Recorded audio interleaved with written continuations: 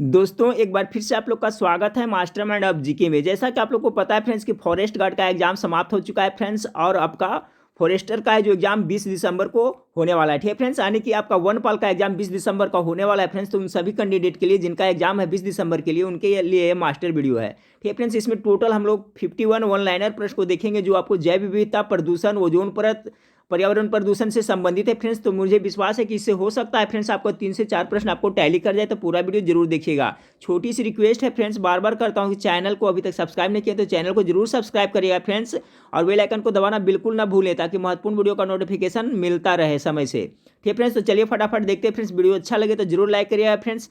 चलिए पहला सवाल आपको देखिए फ्रेंड्स पूछा जा सकता है कि सुल्तानपुर पक्षी विहार अभ्यारण्य कहाँ स्थित है। तो देखिए अभ्यारण्य से संबंधित फॉरेस्ट गार्ड में पूछा गया था फ्रेंड्स, तो इसमें हो सकता है पूछा जाए, तो सभी देख लीजिएगा। और ये बहुत इंपॉर्टेंट है, कहाँ पड़ता है सुल्तानपुर पक्षी विहार अभ्यारण्य, तो आपको गुरुग्राम हरियाणा में पड़ता है। कहाँ? गुरुग्राम हरियाणा में। अगला सवाल पूछा जा सकता है फ्रेंड्स कि ग्रीन हाउस गैसों की संकल्पना किसने प्रस्तुत की थी। बहुत इंपॉर्टेंट सवाल है, तो किसने की थी फ्रेंड्स ग्रीन हाउस गैसों की संकल्पना? तो जोसेफ फोरियार ने किया था। किसने? जोसेफ फोरियार ने किया था। अगला सवाल बहुत ही टॉप मोस्ट भी है फ्रेंड्स कि प्राकृतिक रूप से पाई जाने वाली वह ग्रीन हाउस गैस कौन सी है जो सर्वाधिक ग्रीन हाउस प्रभाव उत्पन्न करती है। तो सर्वाधिक ग्रीन हाउस प्रभाव उत्पन्न करने वाली गैस का नाम क्या है फ्रेंड्स? तो जलवाष्प हो जाएगा। ठीक है, आप अगला सवाल को देखते हैं फ्रेंड्स। अगला सवाल है कि क्योटो प्रोटोकॉल किस वर्ष प्रभावी हुआ था। देखिए फॉरेस्ट गार्ड में सवाल पूछा गया था, क्योटो प्रोटोकॉल किससे संबंधित है फ्रेंड्स? ग्लोबल वार्मिंग से संबंधित है। तो इस हो सकता है इस बार पूछा जाए फ्रेंड्स कि क्योटो प्रोटोकॉल किस वर्ष से प्रभावी हुआ था। तो 2005 से आपका प्रभावी हुआ था। अगला सवाल पूछा जा सकता है फ्रेंड्स कि प्रथम विश्व जलवायु सम्मेलन कहाँ आयोजित किया गया था। तो देखिए प्रथम विश्व जलवायु सम्मेलन स्विट्जरलैंड के जिनेवा में 1979 ईस्वी में किया गया था।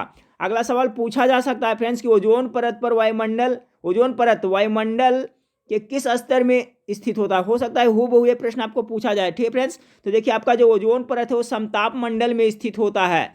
चलिए अगला सवाल पूछा जा सकता है आपसे फ्रेंड्स कि ओजोन परत पृथ्वी से कितनी ऊंचाई पर स्थित है। बहुत ही इंपॉर्टेंट सवाल है फ्रेंड्स। तो कितनी है? तो आपको 20 से 35 किलोमीटर की ऊंचाई पर है। ठीक है, याद रखिएगा कि जो आपका ओजोन परत है पृथ्वी से 20 से 35 किलोमीटर की क्षेत्र ऊंचाई तक स्थित है। ठीक है फ्रेंड्स, 20 से 35 किलोमीटर। अगला सवाल पूछा जा सकता है फ्रेंड्स आपका कि अंटार्कटिका के ऊपर ओजोन छिद्र की खोज किसने की थी। किसने की? तो अंटार्कटिका के ऊपर जो ओजोन छिद्र है उसका खोज ब्रायन गार्डिनर तथा जोनाथन साइक्लिन ने किया था।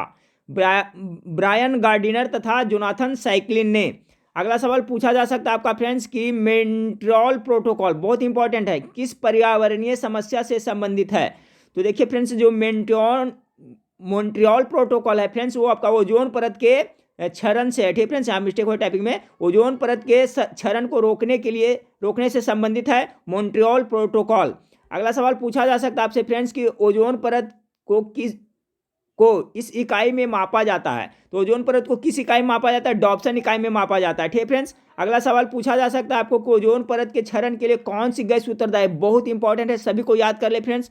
देखिए ओजोन परत का क्षरण किससे होता है? CFC क्लोरोफ्लोरोकार्बन से, हाइड्रोजन से, नाइट्रस ऑक्साइड से, ट्राई क्लोरोएथिलीन से, हेलोन 1211 और 1301, हेलोन 1211 और 1301। ठीक है फ्रेंड्स, इससे ओजोन परत का क्षरण होता है। इसका PDF चाहिए फ्रेंड्स तो बोलिएगा, तो 1-2 घंटा बाद में मैं अपने वेबसाइट पे प्रोवाइड करवा दूंगा। तो ये जरूर याद रखिएगा फ्रेंड्स, हो सकता है पूछा जाए आपको ओजोन परत के क्षरण के लिए कौन सी गैस उत्तरदायी है। तो देखिए सभी इसके लिए उत्तरदायी है। अगला सवाल पूछा जा सकता है आपको फ्रेंड्स कि मानव जाति पर्यावरणीय प्रदूषण को क्या कहा जाता है।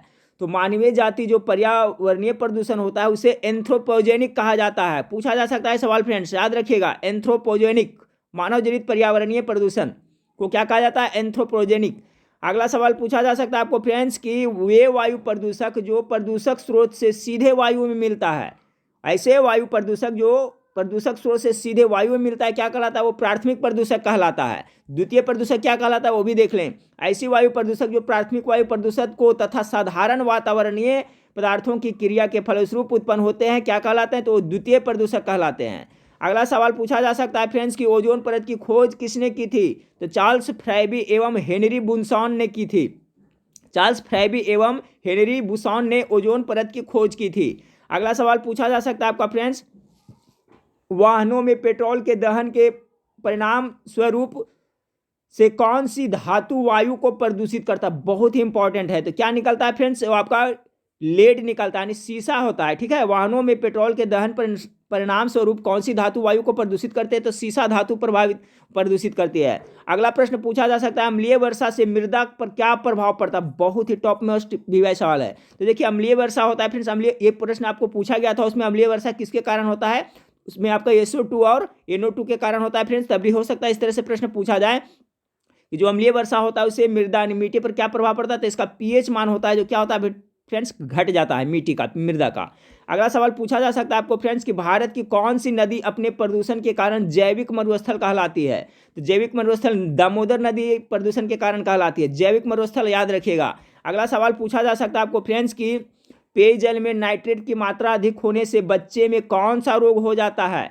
तो जो पीने वाला पानी है तो नाइट्रेट उसमें अधिक हो जाएगा फ्रेंड्स, तो आपका ब्लू बेबी सिंड्रोम, बहुत ही इंपॉर्टेंट है, ब्लू बेबी सिंड्रोम अथवा मिथाइनोग्लोबिनीमिया हो जाता है। ठीक है, अगला सवाल पूछा जा सकता है फ्रेंड्स कि आपका सिगरेट के धुएं में कौन से प्रमुख प्रदूषक पाए जाते हैं? जो सिगरेट हम लोग पीते हैं फ्रेंड्स, बहुत सारे लोग पीते हैं, तो जान लें उसमें कार्बन मोनोऑक्साइड और क्या साथ साथ में बेंजीन होते हैं।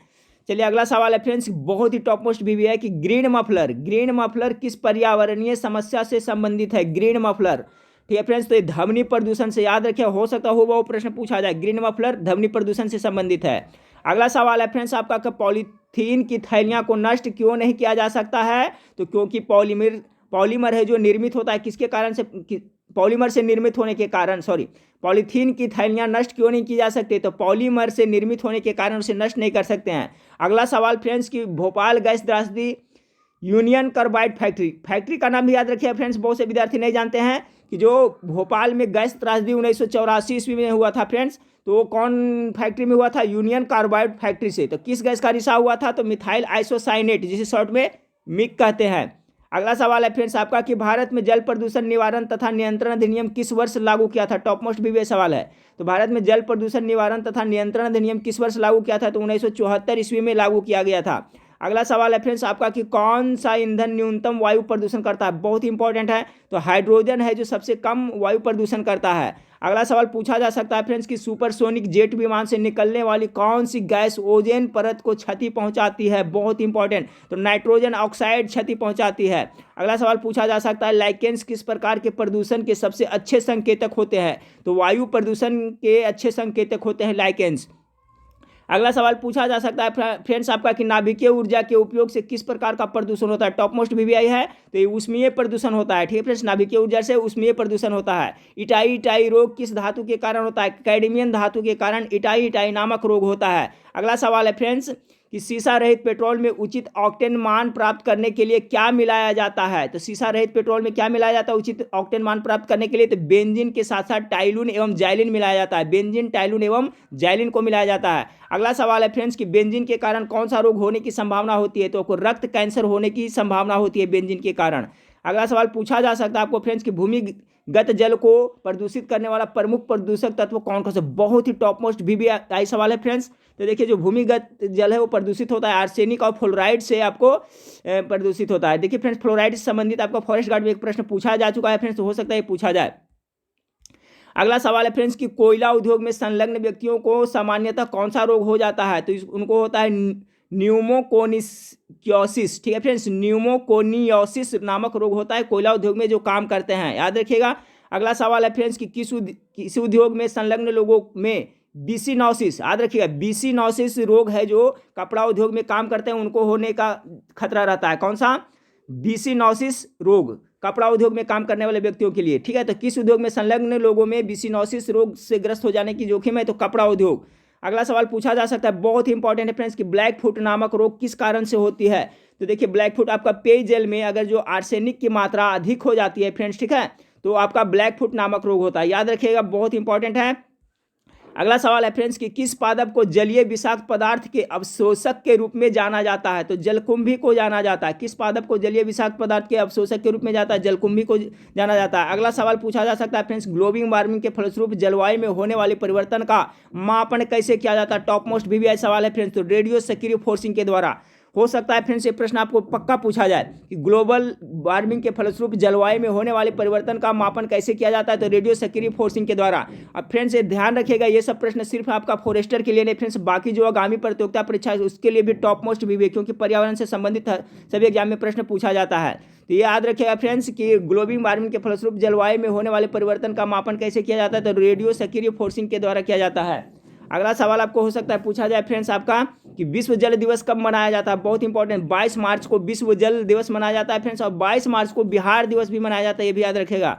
अगला सवाल पूछा जा सकता है आपको पृथ्वी दिवस कब मनाया जाता है, तो 22 अप्रैल को आपको पृथ्वी दिवस मनाया जाता है।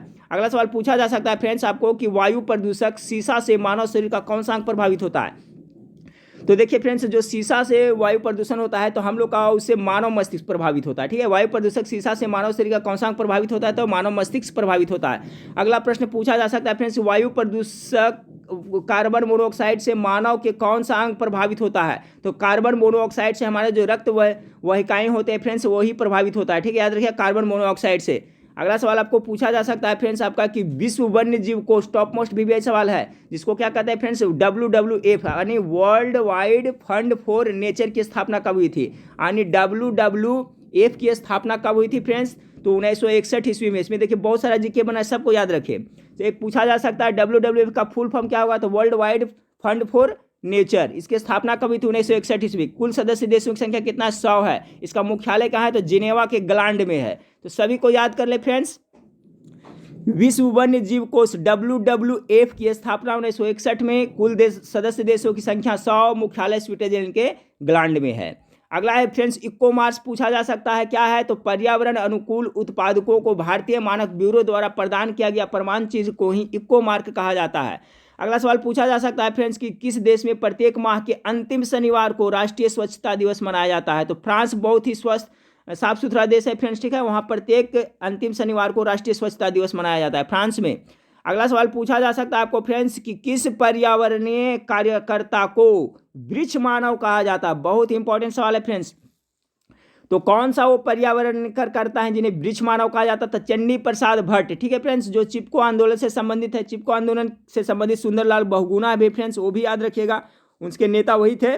लेकिन अगर पूछा जाए कि वृक्ष मानव किसे कहा जाता तो चंडी प्रसाद को कहा जाता है, ये भी चंडी प्रसाद है जो चिपको आंदोलन से संबंधित थे। अगला सवाल पूछा जा सकता है फ्रेंड्स कि राजीव गांधी पर्यावरण पुरस्कार किसके लिए प्रदान किया जाता है, टॉप मोस्ट भी सवाल है फ्रेंड्स, तो स्वच्छ प्रौद्योगिकी एवं विकास के क्षेत्र में योगदान के लिए। याद रखिएगा, राजीव गांधी पर्यावरण पुरस्कार किसके लिए प्रदान किया जाता है, तो स्वच्छ प्रौद्योगिकी एवं विकास के क्षेत्र में योगदान के लिए। अगला सवाल पूछा जा सकता है फ्रेंड्स, राष्ट्रीय पर्यावरण इंजीनियरिंग शोध संस्थान NERRI कहाँ स्थित है, राष्ट्रीय पर्यावरण इंजीनियरिंग शोध संस्थान आपको नागपुर में स्थित है। अगला सवाल पूछा जा सकता है, बहुत इंपॉर्टेंट फ्रेंड्स, भारत सरकार द्वारा किस वर्ष केंद्रीय गंगा प्राधिकरण का गठन किया गया, 1982 में। भारत सरकार द्वारा किस वर्ष केंद्रीय गंगा प्राधिकरण का गठन किया गया, 1982 में। अगला सवाल है फ्रेंड्स कि भारतीय वन्य जीव संस्थान कहाँ स्थित है, हो सकता है वो प्रश्न ये आ जाए फ्रेंड्स, तो देहरादून कहाँ पड़ता है, तो उत्तराखंड में। भारतीय वन्य जीव संस्थान कहाँ स्थित है, बहुत इंपॉर्टेंट है, तो देहरादून उत्तराखंड में। अगला सवाल पूछा जा सकता है फ्रेंड्स, राष्ट्रीय कृषि वानिकी अनुसंधान केंद्र कहाँ स्थित है, तो झांसी, उत्तर प्रदेश के झांसी में। राष्ट्रीय कृषि वानिकी अनुसंधान केंद्र कहाँ स्थित है फ्रेंड्स, तो झांसी, उत्तर प्रदेश में। चलिए अगला सवाल, इस वीडियो का लास्ट सवाल को देखते हैं फ्रेंड्स, वन्य जीव सुरक्षा के क्षेत्र में महत्वपूर्ण योगदान के लिए कौन सा पुरस्कार दिया जाता है फ्रेंड्स, तो अमृता देवी बिश्नोई पुरस्कार दिया जाता है। वन्य जीव सुरक्षा और वन विकास के क्षेत्र में महत्वपूर्ण योगदान के लिए आपको अमृता देवी बिश्नोई पुरस्कार दिया जाता है। ठीक फ्रेंड्स, तो देखिए सही प्रश्न को जरूर याद कर लेगा, सभी इंपॉर्टेंट था फ्रेंड्स। वीडियो अच्छा लगे तो लाइक करिए, दोस्तों में शेयर करिएगा, चैनल को सब्सक्राइब नहीं तो चैनल को सब्सक्राइब कर लिएगा फ्रेंड्स। आपसे आपको कंटिन्यू फ्रेंड्स जो भी एग्जाम रहेगा उसका अकॉर्डिंग टू सिलेबस आपको वीडियो प्रोवाइड कराया जाएगा। ठीक फ्रेंड्स, तो नेक्स्ट वीडियो में फिर मिलते हैं।